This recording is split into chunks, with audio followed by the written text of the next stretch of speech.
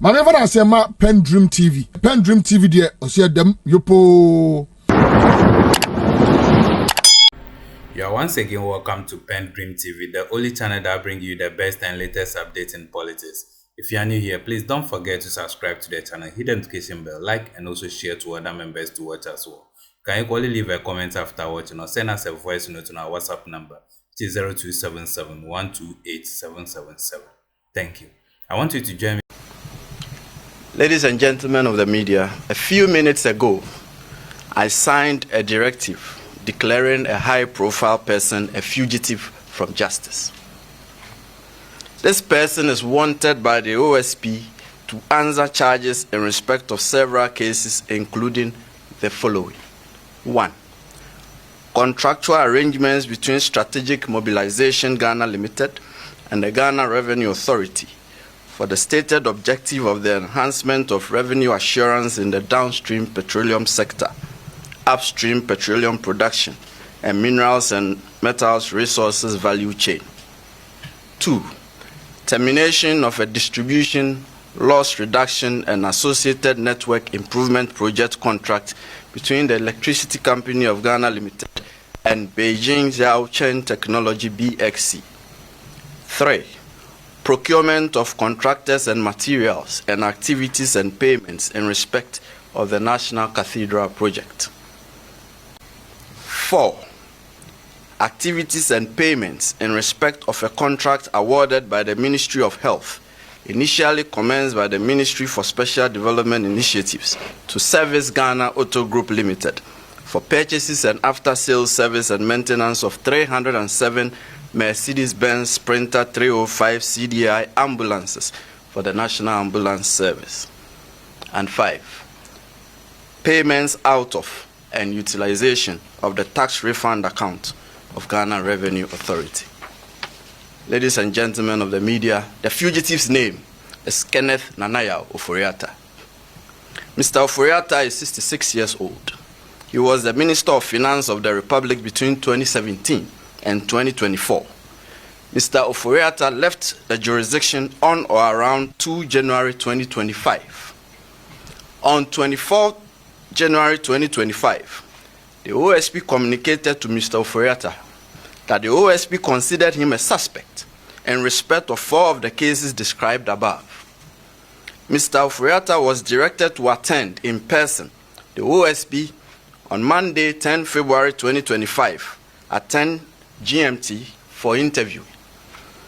By communication dated 31 January 2025, Mr. Ofori-Atta instructed his lawyers to inform the OSP that he was out of the jurisdiction indefinitely on medical grounds, and that the firm will notify the OSP of his arrival in the country in aid of rescheduling his personal attendance at the OSP.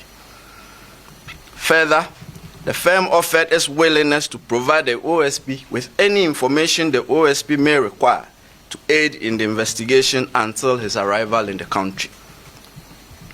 Then on 5 February 2025, the OSP responded to Mr. Ofori-Atta, copied to his lawyers, that the OSP did not need or require notification from his lawyers of his arrival in the jurisdiction. The OSP acknowledged Mr. Ofori-Atta's lawyers' gracious offer to provide the OSP with information in aid of the investigation. However, and this is important, the OSP insisted that Mr. Ofori-Atta's personal attendance at the OSP was required. After all, the lawyers are not under investigation.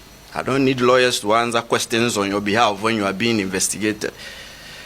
The OSP declined Mr. Ofori-Atta's request to be away from the jurisdiction indefinitely on medical grounds on his say-so. Consequently, the OSP directed Mr. Ofori-Atta to indicate by close of business on Monday, 10 February 2025, a reasonable date of his return to the jurisdiction and attendance at the OSP. The OSP warned Mr. Ofori-Atta that if he failed so to do, the OSP would take all necessary legal steps to secure his return to the jurisdiction and attendance at the OSP at our own choosing. Subsequently, by communication dated 10 February 2025, that is just Monday, Mr. Ofori-Atta's lawyers transmitted to the OSP a generic letter procured by Mr. Ofori-Atta purporting to be from a doctor in a foreign jurisdiction, stating that Mr. Ofori-Atta had been seen and evaluated and that he was undergoing further testing and management and possible surgical intervention at an indicated future time. And further, that his medical condition necessitates that he will stay and follow up on his appointments. On account of this purported medical letter, Mr. Ofori-Atta's lawyers prayed that the attendance in person of Mr. Ofori-Atta at the OSP should be fixed, taking into account the medical report from his doctors. And at 4:16 p.m. the very next day, that is yesterday, Tuesday, 11 February 2025, before we could respond to the letter that came on Monday, the OSP received another letter from Mr. Ofori-Atta's lawyers. This time, it was an inquiry.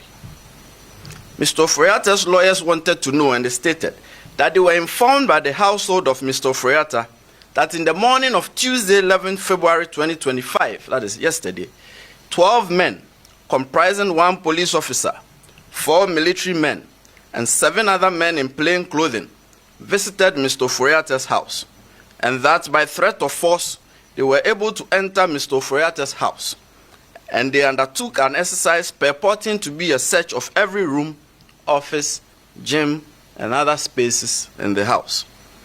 Mr. Ofori-Atta's lawyers then inquired if the OSP could confirm that the actions of the 12 men were the instance of the OSP, so as to enable them to decide if a complaint to the police would be unnecessary. Mr. Ofori-Atta's lawyers then prayed for a prompt response from the OSP to prevent imposter action.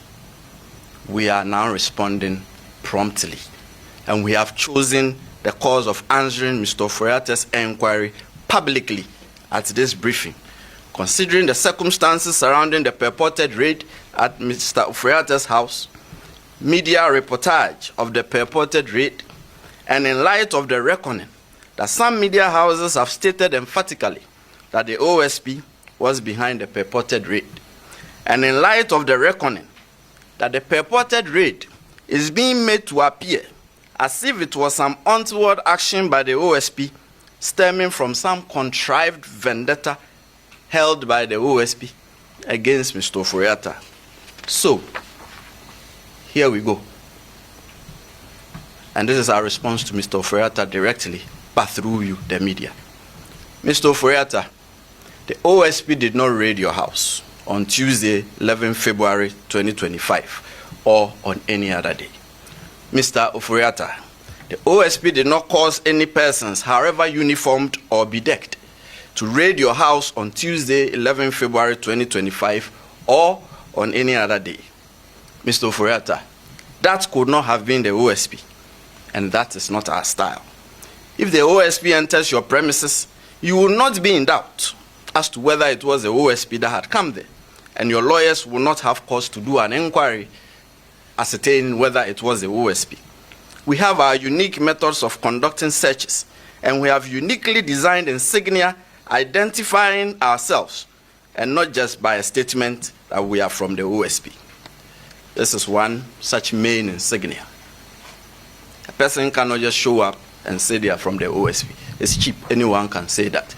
But when the OSP enters your premises, you will definitely know by our insignia, our methods, and the way we identify ourselves that this is the OSP.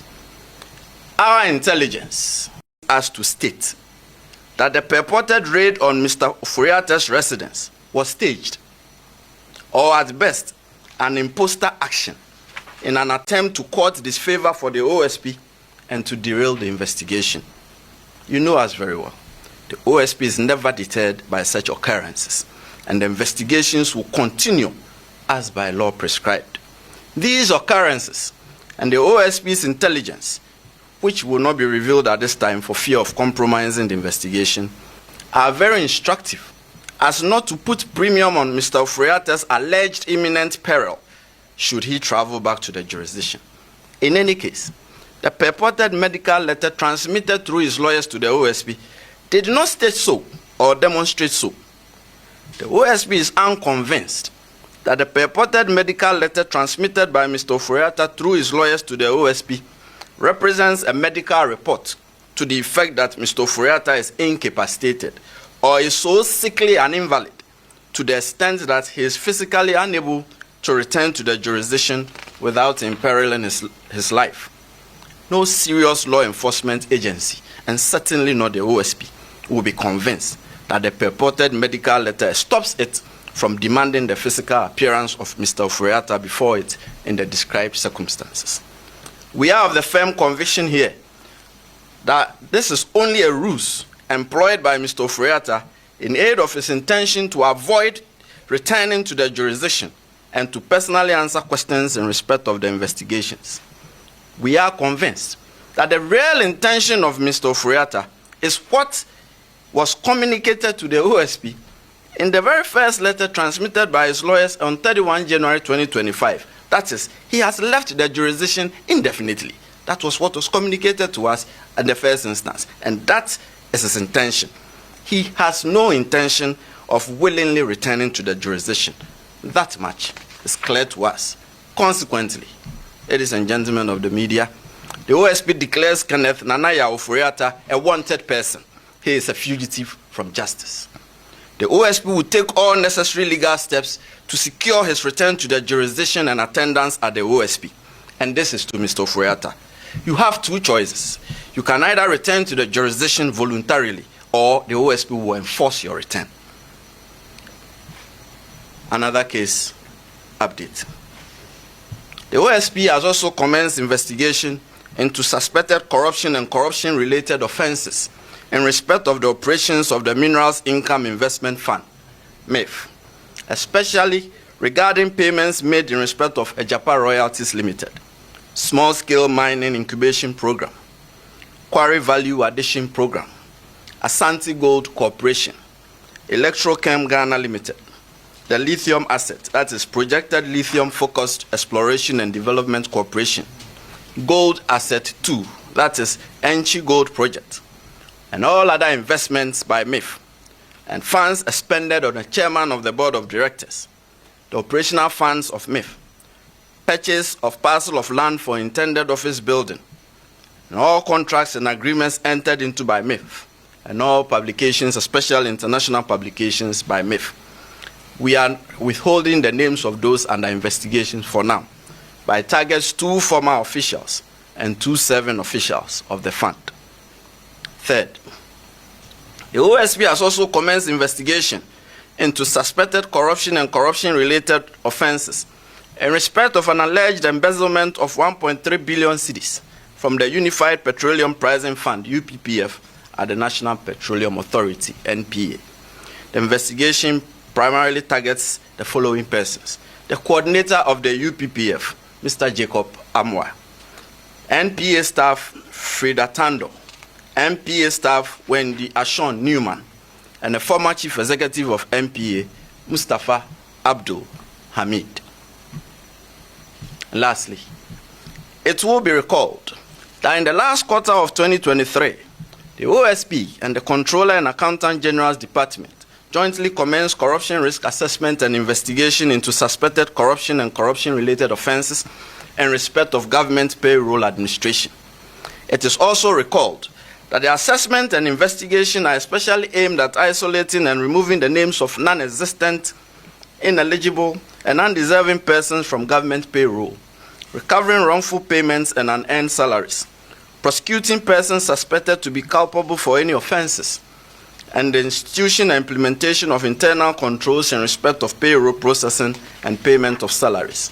We further recall, as you do remember, that to facilitate the rollout of the investigation and assessment throughout the country, a pilot exercise was carried out in the northern region, covering educational institutions under Ghana Education Service and the Tamale Teaching Hospital, by a joint team comprising investigators, tracers, and assessors from the OSP and selected staff of the Payroll Processing Directorate of the Controller and Accountant General's Department between December 2023 and April 2024. Ladies and gentlemen of the media, I'm glad to announce to you that after thorough investigation, the OSP is now ready to commence the prosecution of persons suspected to have engaged in such conduct. So earlier today, I directed the Director of Prosecutions at the OSP to file criminal charges at the High Court in Tamale against the following 6 persons. 1. Yakubu Tahidu, a former teacher at Balogu MA Junior High School, Yendi, in the Northern Region. 2. Abdullahi Abubakari Sadiq, an integrated personnel payroll database coordinator of the Ghana Education Service in Yendi, Northern Region. 3. Sami Suk, a schools improvement support officer for the Yendi North Circuit, Northern Region. Mohammed Yusuf J, one-time headmaster of the Balogu MA Junior High School, Yendi, Northern Region. Stafford Kolete Azude Barris, an assistant chief accounts technician at the Controller and Accountant General's Department, Accra, the Greater Accra Region. And Osman Isahaku, a one-time headmaster of Balogu MA Junior High School, Yendi, Northern Region. The main charges are corruption of a public officer and corruption by a public officer involving the manipulation and siphoning of funds designed as fictitious salaries from the government payroll. The identified persons would soon be arraigned before the High Court in Tamale. Thank you for coming. Any questions? Yes, sir. It's always Elton.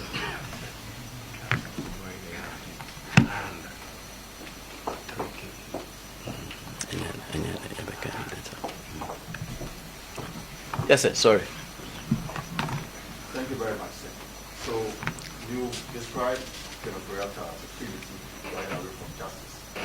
You declared him wanted, meaning you've come to the conclusion he has questions to answer regarding the investigations that you have conducted. You referenced the National Cathedral, the SML, and others. Are you able to provide us some details as to his exact role in these matters that you come to the conclusion that you have questions to answer? Secondly, declaring him wanted. The claim here is that he is on an indefinite medical leave. And I'm wondering, is there no room to allow him access to speak rather than take this route to declare him wanted? Let me answer. Elton, we'll carry the media along when we are ready to disclose the nature of his involvement in these investigations. When we started, it was 4, but by last week, it had become 5. So we're still opening it up. The more we go into it, the more we see things. So when we're ready to state, we either come here to address you, or we put it by way of publication on our website or directly to the media. Yes, indefinite medical review.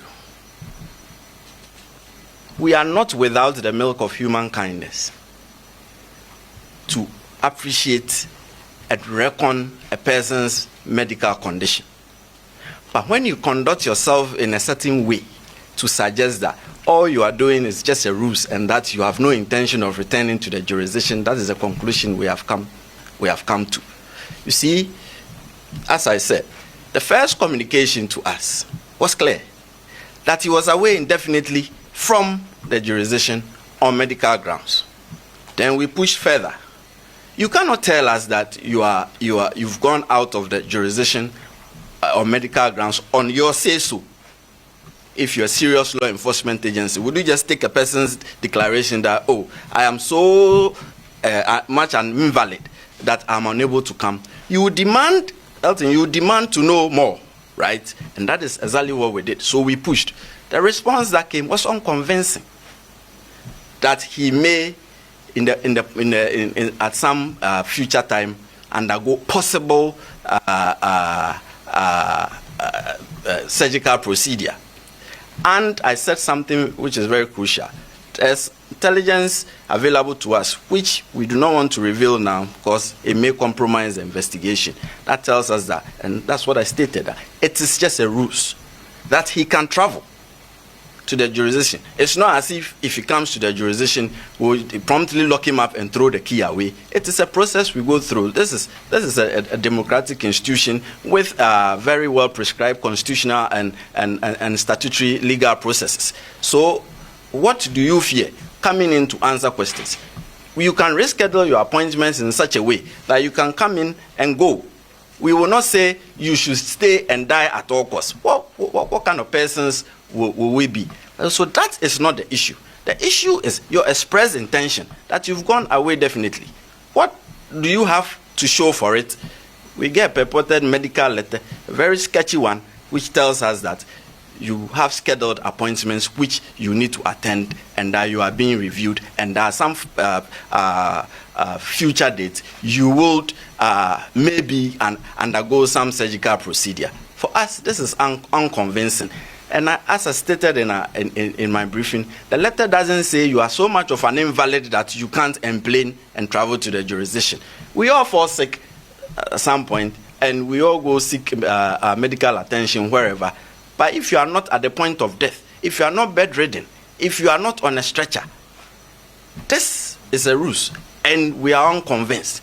As far as we are concerned, he just doesn't want to return to the jurisdiction voluntarily, and we have given him the chance so to do voluntarily, failing which we will pull him to Ghana. Yes, sir.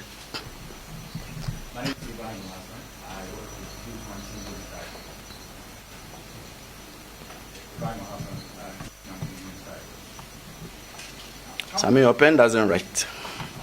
Go on. Yes, so. Thank you for staying tuned. PENDREAM TV really appreciate your time. And once again, say God bless you for the good work you are doing for us. And to our new members, we urge you to subscribe to the channel, hit the notification bell, turn it to all so that you'll be notified duly of anything that will be loaded onto the channel. Thank you. Dedi kama mamena PENDREAM TV ase. Na so far so good. Say open online portal e wo Ghana. Nipa share, nipa follow, nipa comment here. To my best of knowledge, without any biases, PENDREAM TV.